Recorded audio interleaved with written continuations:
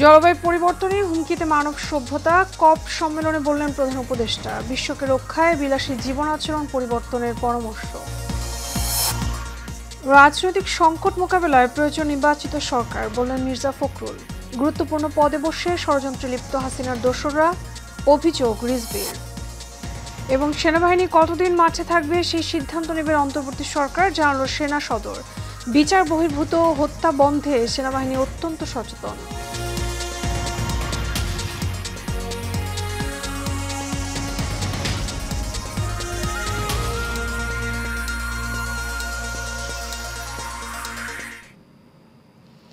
স্বাগত Asian prime নিউজে, আপনাদের সঙ্গে আছি আমি মিতা মৌসুমী। শুনছিলাম বিআরবি কেবল ইন্ডাস্ট্রিজ লিমিটেড সংবাদ শিরোনাম। এবারে চলে যাব বিস্তারিত সংবাদে। জলবায়ু পরিবর্তনের ক্ষতি কমাতে বিলাসী জীবনাচরণ পরিবর্তনের তাগিদ দিয়েছেন প্রধান উপদেষ্টা ডক্টর মোহাম্মদ ইউনূস। তিনি বলেন, সভ্যতার ধ্বংসের জন্য মানুষই দায়ী। আজ আজারবাইজানে বাকুতে COP29 সম্মেলনে তিনি কথা বলেন। এ সময় প্রধান উপদেষ্টা বলেন, মানব সভ্যতা টিকিয়ে রাখতে হলে গ্রহণ করতে হবে ভিন্ন জীবনধারা, গড়ে তুলতে হবে ভিন্ন এক সংস্কৃতি। সেটি কার্যকরে তরুণ এবং যুবশক্তির প্রতি আহ্বান জানান তিনি। প্রধান উপদেষ্টা আরও বলেন, জলবায়ু সংকট তীব্রতর হচ্ছে, তাই শূন্য বর্জ্য এবং শূন্য কার্বনের উপর ভিত্তি করে একটি নতুন জীবনধারা গড়ে তোলার পরামর্শ দিয়েছেন তিনি। It's a big task and raises big questions. I seek your indulgence to share with you my long-standing dream of creating a world of 3 zeros. Our civilization is at a grave risk as we continue to promote self-destructive values. We need to mobilize our intellectual, financial, and youth power to lay the foundation of a new civilization, a self-preserving and self-reinforcing civilization. We, the human inhabitants of this planet, are the cause of the destruction of the planet. নেপালে জলবিদ্যুতের জন্য দক্ষিণ Asia grid তৈরির আহ্বান জানিয়েছেন প্রধান উপদেষ্টা doctor Mohammad Yunus. বাকুতে জলবায়ু সম্মেলনের ফাঁকে সোশ্যাল বিজনেস গ্রুপের সঙ্গে এক বৈঠকে কথা বলেন তিনি। বলেন, বাংলাদেশ, ভারত, নেপাল এবং ভুটানের সঙ্গে সংযোগকারী বিদ্যুৎ গ্রিড না থাকায় হিমালয়ের দেশগুলোর বেশিরভাগ জলবিদ্যুৎ উৎপাদন সম্ভাবনা স্তীমিত রয়েছে। এছাড়া বাংলাদেশ, ভারত, নেপাল এবং ভুটানকে দক্ষিণ এশিয়া গ্রিড তৈরি করার কথা ভাবতে হবে উল্লেখ করে প্রধান উপদেষ্টা বলেন, বাংলাদেশ সহজেই নেপাল থেকে জলবিদ্যুৎ আনতে পারে, কারণ এটি বাংলাদেশ থেকে মাত্র 40 মাইল দূরে।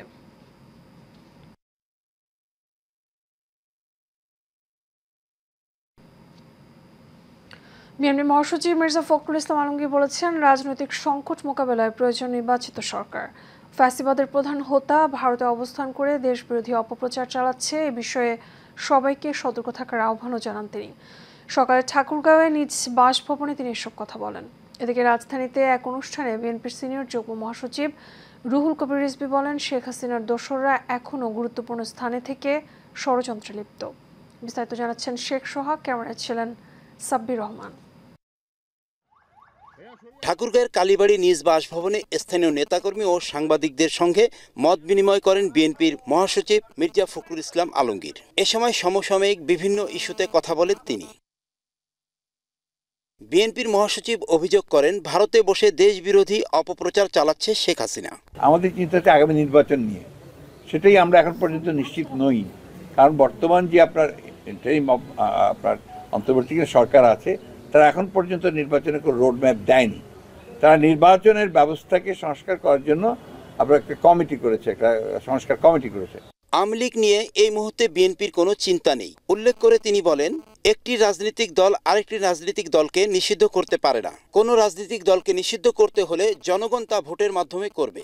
তারা ইতিমধ্যে আমাদেরকে চিঠি দিয়েছে আমাদের মতামতগুলো জানানোর জন্য। আমরা সেই লক্ষ্যে কাজ করছি। আমরা খুব শিগগিরই আমাদের মতামত দেব, অন্যান্য রাজনৈতিক দলগুলো সেটা দেব। আমরা এই কথার উপরে সবচেয়ে জোর দিচ্ছি, বাংলাদেশের বর্তমান প্রেক্ষিতে সবচেয়ে জরুরি যে জিনিসটা প্রয়োজন, সেই জিনিসটা হচ্ছে যে একটি একদম অবাধ, নিরপেক্ষ, সকলের কাছে গ্রহণযোগ্য একটি নিরপেক্ষ নির্বাচন। এদিকে রাজধানীর বনানীতে চক্ষু সেবা ক্যাম্পাসের আয়োজন করে আমরা বিএনপি পরিবার। এতে প্রধান অতিথি হিসেবে উপস্থিত থেকে বিএনপির সিনিয়র যুগ্ম মহাসচিব রুহুল কবির রিজভী বলেন, শেখ হাসিনার দোসররা বিভিন্ন গুরুত্বপূর্ণ পদে বহাল রয়েছে, তাদেরকে না সরালে দেশের অস্থিরতা কমানো সম্ভব না বলে জানান তিনি।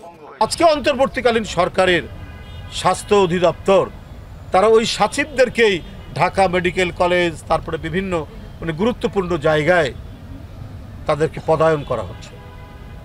তো এগুলো আপনার অন্তর্বর্তীকালীন সরকার তারা যদি না দেখে, বিপদ তো তাদেরও হবে আমাদেরও হবে।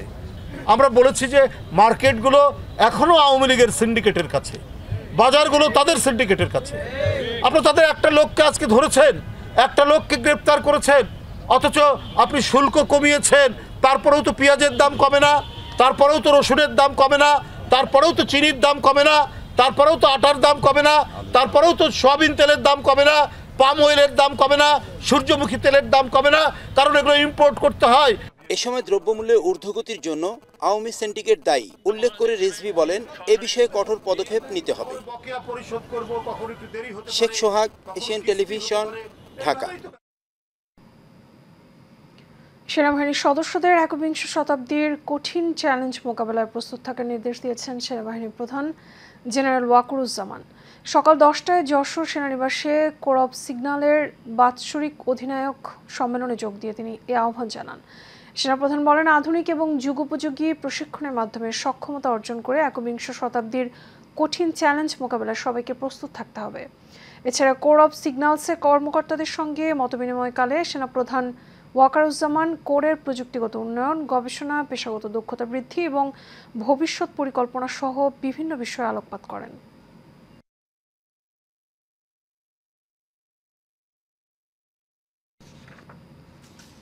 বর্তমান পরিস্থিতিতে আইনশৃঙ্খলা পরিস্থিতি নিয়ন্ত্রণে সেনাবাহিনী কতদিন মাঠে থাকবে অন্তর্বর্তী সরকারই তা নির্ধারণ করবে বলে জানিয়েছে সেনা সদর। সেনানিবাসের বনানী রেল ক্রসিং সংলগ্ন স্টাফ রোডের মেসে এই সংবাদ সম্মেলনে মিলিটারি অপারেশনস ডাইরেক্টরের স্টাফ কর্নেল ইন্তেখাব হায়দার খান কথা বলেন। তিনি জানান, সেনাবাহিনী দেশের পরিস্থিতি স্থিতিশীল রাখতে আইনশৃঙ্খলা রক্ষাকারী বাহিনীর সহায়তায় নিয়োজিত রয়েছে। মানবাধিকার লঙ্ঘন বা বিচার বহির্ভূত হত্যা বন্ধে সেনাবাহিনী অত্যন্ত সচেতন উল্লেখ করে তিনি বলেন, এই ব্যাপারে সর্বোচ্চ পর্যায় থেকে নির্দিষ্ট আদেশ রয়েছে। কর্নেল ইন্তেখাব আরও বলেন, এই পর্যন্ত 6,000-এর বেশি অস্ত্র, 2 লাখ রাউন্ড গোলাবারুদ উদ্ধার করেছে সেনাবাহিনী। গ্রেপ্তার করা হয়েছে 2,500 ব্যক্তিকে। জুলাই আগস্ট আন্দোলনে আহত ব্যক্তিদের দেখতে রাজধানীর জাতীয় অর্থোপেডিক হাসপাতাল এবং পুনর্বাসন প্রতিষ্ঠানে গিয়ে ক্ষোভের মুখে পড়েছেন স্বাস্থ্য উপদেষ্টা নূরজাহান বেগম। প্রত্যক্ষদর্শী, পুলিশ এবং হাসপাতাল সূত্র জানায়, স্বাস্থ্য উপদেষ্টা নূরজাহান বেগম জুলাই আগস্টে আন্দোলনে আহত ব্যক্তিদের খোঁজ খবর নিতে আজ দুপুরের দিকে পঙ্গু হাসপাতালে যান। তিনি আহত কয়েকজনের খোঁজ খবর নিয়ে হাসপাতালের পরিচালক এবং চিকিৎসকদের সঙ্গে বৈঠক করেন। এরপর বেরিয়ে সাংবাদিকদের সঙ্গে কথা বলতে যান। ততক্ষণে সেখানে আহত ব্যক্তিরা ভিড় করেন। তাদের সরে যেতে বললে আহত ব্যক্তিরা উপদেষ্টার গাড়ির সামনে পথ আটকে দাঁড়ান। তারা স্বাস্থ্য উপদেষ্টার গাড়ি ঘিরে বিক্ষোভ করেন। উদ্বুদ্ধ পরিস্থিতিতে স্বাস্থ্য উপদেষ্টা অন্য একটি গাড়িতে চলে যান। স্বাস্থ্য উপদেষ্টার সঙ্গে হাসপাতালে আসা যুক্তরাজ্যের হাই কমিশনার এই পরিস্থিতির মুখোমুখি হন। পরে তিনিও অন্য একটি গাড়িতে হাসপাতাল থেকে চলে যান।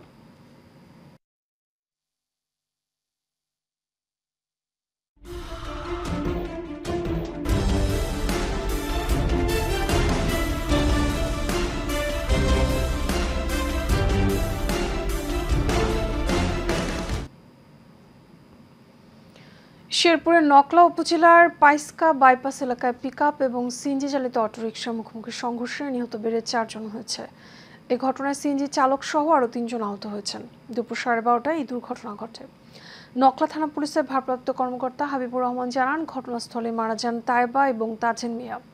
সিএনজি চালক সহ আহতদের স্থানীয়রা প্রথমে নকলা উপজেলা স্বাস্থ্য কমপ্লেক্সে নিয়ে আসলে কর্তব্যরত চিকিৎসক উন্নত চিকিৎসার জন্য ময়মনসিংহ মেডিকেল কলেজ হাসপাতালে প্রেরণ করে। সেখানে নিয়ে যাওয়ার সময় পথে সুবিনা বেগম এবং আলাল উদ্দিন মারা যান। বাকিরা ময়মনসিংহ মেডিকেল কলেজ হাসপাতালে চিকিৎসাধীন রয়েছেন।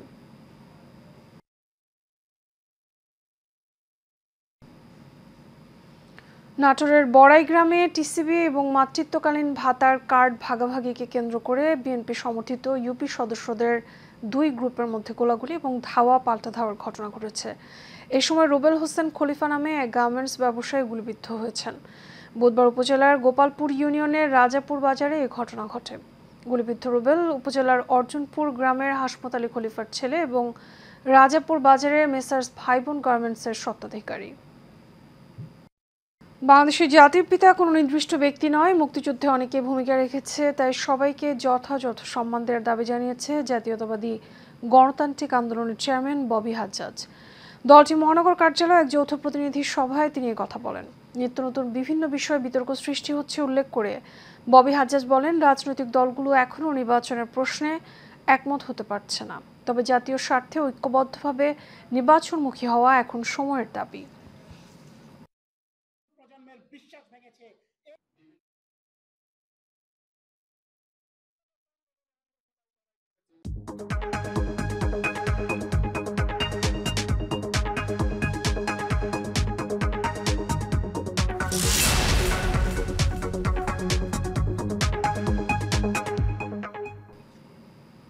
এবার এক্সিম ব্যাংক বাণিজ্য সংবাদ।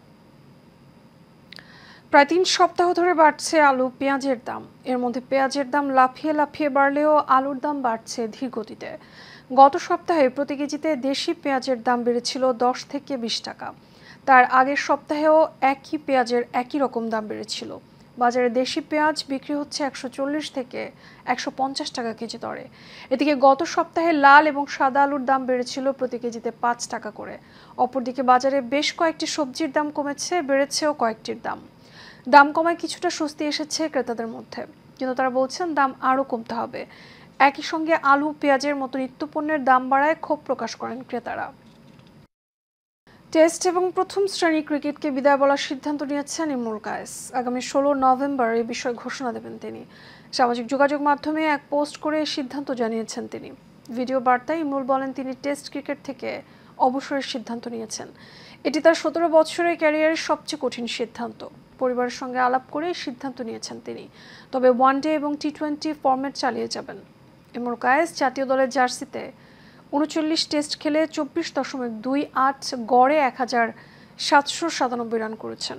3টি সেঞ্চুরি এবং 4টি 50 আছে তার। প্রথম শ্রেণীর ক্রিকেটে 137 ম্যাচ খেলে করেছেন 7930 রান।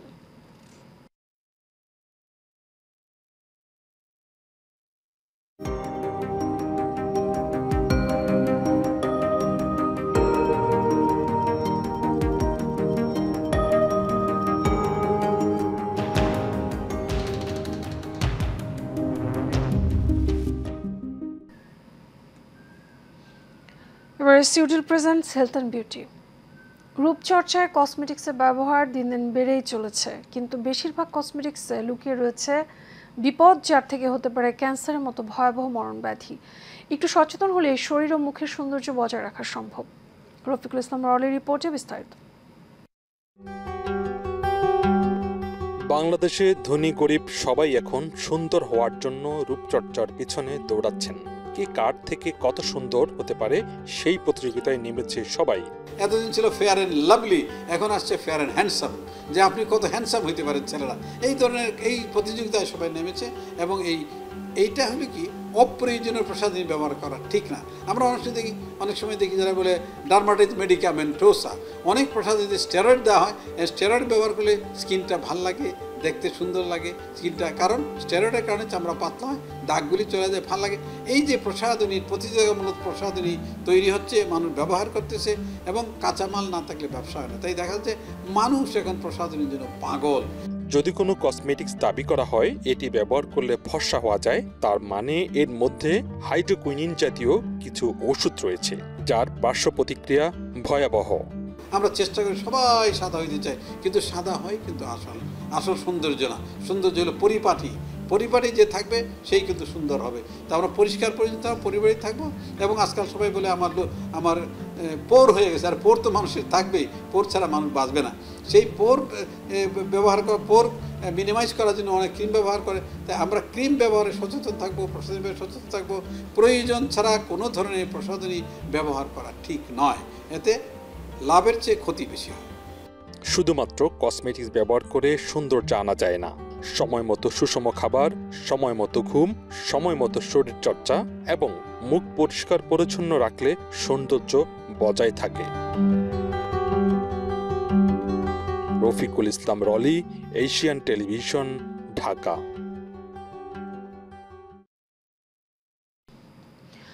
দর্শক, এশিয়ান টেলিভিশন নিউজ আপডেট পেতে ভিজিট করুন facebook.com/asiantelevisionbd এবং youtube.com/@asiantelevisionbd।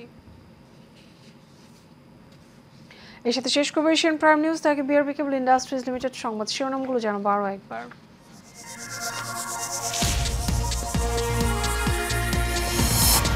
জলবায়ু পরিবর্তনের হুমকিতে মানব সভ্যতা, কপ সম্মেলনে বললেন প্রধান উপদেষ্টা। বিশ্বকে রক্ষায় বিলাসী জীবন আচরণ পরিবর্তনের পরামর্শ। রাজনৈতিক সংকট মোকাবেলায় প্রয়োজন নির্বাচিত সরকার, বললেন মির্জা ফখরুল। গুরুত্বপূর্ণ পদে বসে ষড়যন্ত্রে লিপ্ত হাসিনার দোসররা, অভিযোগ রিজভির। এবং সেনাবাহিনী কতদিন মাঠে থাকবে সেই সিদ্ধান্ত নেবে অন্তর্বর্তী সরকার, জানালেন সেনা সদর। বিচার বহির্ভূত হত্যা বন্ধে সেনাবাহিনী অত্যন্ত সচেতন।